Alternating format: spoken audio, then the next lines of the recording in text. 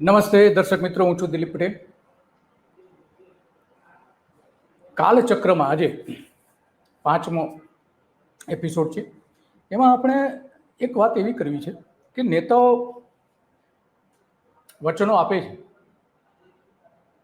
મોટા મોટા વચનો આપે છે, લોકોને લોભાવે એવા વચનો આપે છે, અને પછી પાલન કરવાનું આવે ત્યારે બધું જ ભૂલી જાય છે.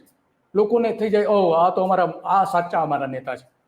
પરંતુ જ્યારે પાલન કરવાનું આવે, એનો અમલ કરવાનો આવે, પોતાના જીવનમાં જ્યારે એને બતાવવું પડે કે નહીં, અમે જે બોલીએ છીએ એ કરીએ છીએ.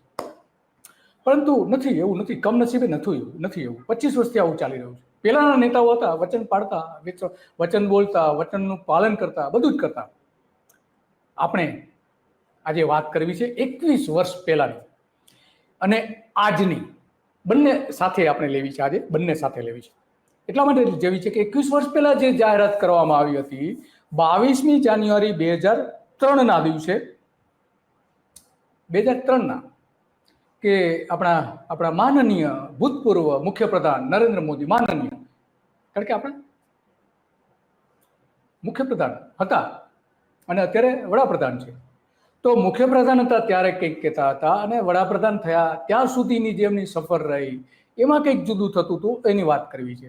હમણાં જ આપણે ગયા મોદી સાહેબ, માનનીય વડાપ્રધાન મોદી સાહેબ અમદાવાદની મુલાકાતે લઈને, ગુજરાતની મુલાકાતે લઈને જે 4 ઓપરેશન સિંદૂરની સભાઓ કરી, કરોડો રૂપિયાનો ખર્ચ કરી દેવાયું, કરોડો રૂપિયાનું.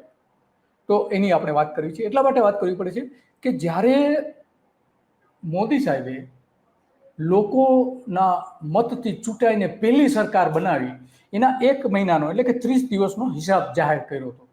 એમાં એમણે કહ્યું હતું કે મારી જે પહેલી મહિનાની જે કામગીરી હતી એ કામગીરી લોકોની, પ્રજાની અપેક્ષાઓને અનુરૂપ રહી હોવાનું એમણે જાહેર કર્યું હતું. પોતે જ પોતાનું સર્ટિફિકેટ આપી દીધું હતું. અને એમણે નવી જાહેરાતો કરવાના બદલે પ્રજાના પ્રશ્નો ઉકેલવા અને વિકાસની વ્યૂહરચના અમલી બનાવવામાં આવે એવા જે પ્રયત્નો થવા જોઈએ ન કરી શક્યા. એમણે એવું કહ્યું હતું કે નવી સરકાર પછી યોજાતા અભિવાદન સમારંભો અને ઉદ્ઘાટન કાર્યક્રમો પરંપરા જે ચાલતી આવી હતી એ હું બંધ કરું છું. બોલો, આ મોટી જાહેરાત કરી હતી, જબરજસ્ત. અને લોકો એટલા પ્રભાવિત થઈ ગયા હતા કારણ કે પહેલી જ વખત ચૂંટાયા હતા નરેન્દ્ર મોદી, અને પોતાની ચૂંટાયેલી સરકાર પહેલી જ વખત બનાવી હતી અને એ 30 દિવસમાં એનો હિસાબ આપ્યો હતો. હિસાબમાં ઘણી બધી બાબતો હતી, ઘણું બધું એમણે કહ્યું હતું. દરેક વિભાગવાર જે મહત્વના કહેવાય એવા 11 વિભાગો એમાં પોતે 30 દિવસ દરમિયાન કેવી સિદ્ધિ મેળવી, કયા વચનો આપ્યા, બધી જ વાત કરી હતી. પરંતુ એમાં આવી જે વાત કરી હતી એની આપણે વાત કરવી છે. વાત એટલા માટે મહત્વની છે કે મોદી સાહેબે ત્યારે જે વચન આપ્યું હતું એ બતાવીએ. એ આપણી પાસે એક દસ્તાવેજ છે, આપણી પાસે એ જોઈએ. એ દસ્તાવેજ શું કહી રહ્યો છે અને મોદી સાહેબે શું કહ્યું હતું, આ ઓફિશિયલ એમનો દસ્તાવેજ છે. 22મી જાન્યુઆરી 2003ના રોજ આ જાહેરાત કરી હતી મોદી સાહેબે. અને એ જાહેરાત જ્યારે કરી ત્યારે હું પોતે પણ હાજર હતો. એમણે જે કહ્યું હતું અને અનેક બાબતો રજૂ કરી હતી સરકારના સત્તાવાર પ્રવક્તા દ્વારા મોદીના નામે, એ આ સમયે હું હાજર હતો. અને આ જે નકલ છે એ સમયે મને આપવામાં આવી હતી. મારી પાસે સચવાઈ રહેલી છે, મોટાભાગની સચવાઈ રહી છે. એમાંની આ એક છે, તમે જોઈ શકો છો એમાં કે રાજ્ય મંત્રીમંડળના પ્રથમ 30 દિવસ કેવા રહ્યા હતા એ આખી વાત આપણે એ સમયે એમને બતાવી હતી. અને એ આખી જે વાત હતી આપણે જોઈએ છીએ કે 21 વર્ષ પહેલાં જે કહ્યું હતું બધું જ ઘણું બધું એમણે કહ્યું હતું. તો આ બધાની વચ્ચે એમણે જે કહ્યું હતું એ આપણે લોકોની અપેક્ષા પ્રમાણે થશે, અભિવાદન સમારોહમાં અમે બંધ રાખવાના છીએ, આ સૌથી મહત્વની બાબત એ સમયે મોદી સાહેબે કહી હતી. તો હવે કાલચક્ર ફરી ગયું છે. 21 વર્ષના વાણા વહી ગયા છે, સમય બદલાઈ ગયો છે. આ 21 વર્ષમાં થયું શું? એટલી બધી ભરપૂર પ્રસિદ્ધિ લીધી મોદી સાહેબે કે હમણાં જ્યારે ત્રીજી વખત જે વડાપ્રધાન ચૂંટાયા ત્યારે એમણે સુરતમાં સભા કરી. તો સુરતમાં જે સભા કરી તો એનું સત્તાવાર ખર્ચ જે સરકાર પાસે કલેક્ટર મંજૂરી માંગી હતી એ 31 કરોડ રૂપિયા હતી. 31 કરોડ રૂપિયા. સત્તાવાર માંગણી કરી હતી. બિન સત્તાવાર રીતે તો લગભગ 100 કરોડની આસપાસ સુરતની સભાનું થતું હતું. સુરતની સભાનું 100 કરોડ પહેલી જ વખત આવ્યા હતા. ત્રીજી વખત વડાપ્રધાન થયા પછી છેલ્લી ઉપલબ્ધિ એમની કહી શકાય એવી. તો એ બધી જે વાત થઈ હતી અને એમાં સૌથી વધારે તો એ પોતે પોતાનું માર્કેટિંગ કરવામાં, બેનર, બ્રાન્ડિંગ, પબ્લિસિટીથી લઈને ત્યાં જે લગાવવામાં આવ્યું હતું, ત્યાંના કેટલાક જે હીરાના ઉદ્યોગપતિઓ છે એને કેટલીક જવાબદારી સોંપવામાં આવી હતી જેની ખર્ચની ક્યાંય નોંધણી થતી નથી, એવા બધા. તો એ ઇવેન્ટ જે બનાવે છે મોદી સાહેબ, એમાં એમણે જે પહેલી વખત જે પ્રજાને કહ્યું હતું કે અમે આવા સમારંભો નહીં કરીએ, પણ કરે છે. દર વર્ષે કરે છે, દર સરકાર ચૂંટાય છે, અભિવાદન સમારંભો થાય છે, બધું જ થાય છે. લોકોને કઈ રીતે મૂર્ખ બનાવે છે એની આ એ સૌથી મોટી પહેલી ઘટના આપણે, અને છેલ્લી ઘટના આ જે સુરતની બની એ. ત્યાર પછીની જે હમણાં વડાપ્રધાન બન્યા પછી જે કર્યું એ પણ આપણે જોઈશું. તો આ મેદનીને ભેગી કરવા માટે 1200, 1500, 2000 જેટલી એસટી બસો દોડાવે છે, લોકોને લાવે છે. તેના બધા ખર્ચાઓ કેટલા બધા થાય છે. મૂળ તો આપણી કેડ ઉપર ને ખર્ચ બધું ક્યાંથી આવવાનું? સરકાર જ ખર્ચ કરવાની છે આટલા મોટા પ્રમાણમાં. અને પરીક્ષા પે ચર્ચા જે કાર્યક્રમ હતો એમાં 64 કરોડ રૂપિયાનો ખર્ચ મોદી સાહેબે કર્યો છે. બોલો, 64 કરોડ રૂપિયાનો ખર્ચ. આવા તો બેસુમાર ખર્ચાઓ છે. એક વર્ષમાં 2023માં જ્યારે એમણે કરી લોકો વિદ્યાર્થીઓને માનસિક રીતે મજબૂત કરવા માટે 30 કરોડ રૂપિયા ખર્ચી નાખ્યા. 30 કરોડ રૂપિયા એક જ કાર્યક્રમ પાછળ. આ સત્તાવાર છે, લોકસભામાં આપેલી વિગતો છે.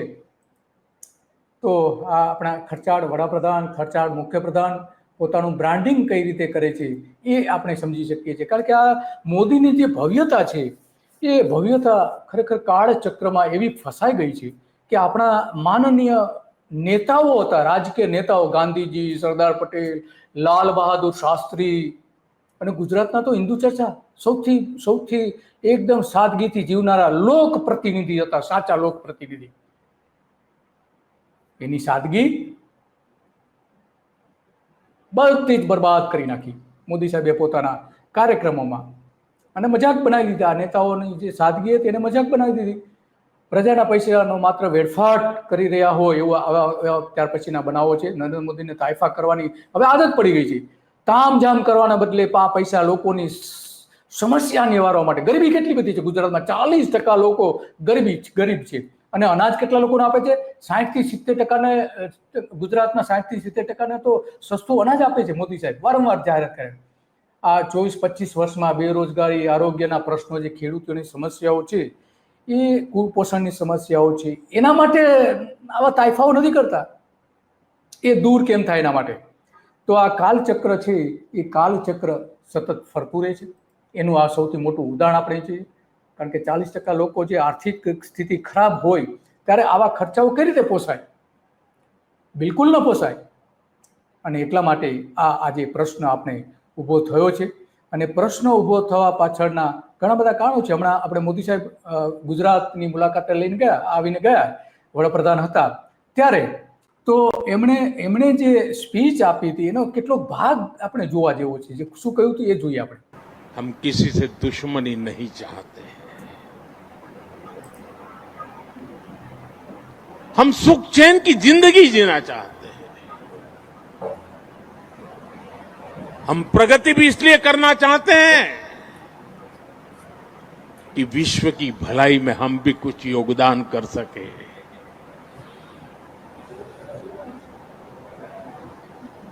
और इसीलिए हम एक निष्ठ भाव से कोटि कोटि भारतीयों के कल्याण के लिए प्रतिबद्धता के साथ काम कर रहे हैं. कल 26 मई था. 2014 में 26 मई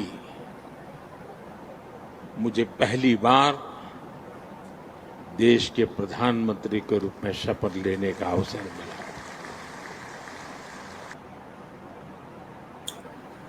તો આવા ખર્ચાળ આપણા મુખ્યપ્રધાન હતા, આપણા વડાપ્રધાન છે. અને આ બધાની વચ્ચે આ જે થાય છે ખરેખર ખરેખર બહુ ગંભીર બાબત છે, બહુ ગંભીર બાબત છે. અને આપણા ટ્રમ્પ સાહેબ આવીને ગયા તો ત્યારે કેટલું બધું ખર્ચ કરી નાખ્યું હતું.